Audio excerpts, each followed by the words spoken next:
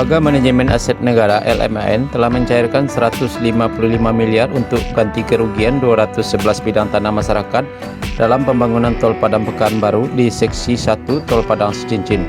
Hal itu disampaikan Wakil Gubernur Sumbar seperti kami kutip dari suarasumbar.id 19 November 2001 beberapa hari yang lalu. Dana tersebut sekarang dipegang oleh pejabat pembuat komitmen PPK, dana sudah ada dan sudah diberikan. Sekarang tinggal keyakinan dari PPK untuk segera membayarkannya ke masyarakat, kata Audi Joinaldi. Audi mengatakan saat ini pihaknya tinggal menunggu keyakinan dari PPK. Kejaksaan Tinggi juga sudah menjamin bahwa jangan khawatir dan takut terhadap pembayaran tersebut. Menurutnya surat pembayaran dari LMAN tidak ada yang dipending. PPK belum membayarkan kepada masyarakat mungkin dikarenakan khawatir terhadap trauma kasus yang kemarin. 211 bidang tanah tersebut sudah siap dibayarkan.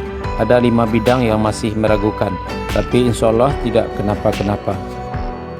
Bupati Padang Pariaman Suatribur mengatakan sebanyak 211 bidang tanah tersebut tidak lagi bermasalah tentang pembayaran.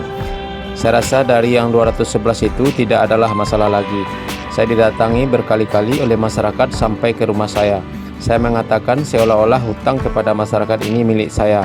Mereka ada yang menelpon saya, ada juga yang berasumsi bahwa kita yang menyimpan dana itu.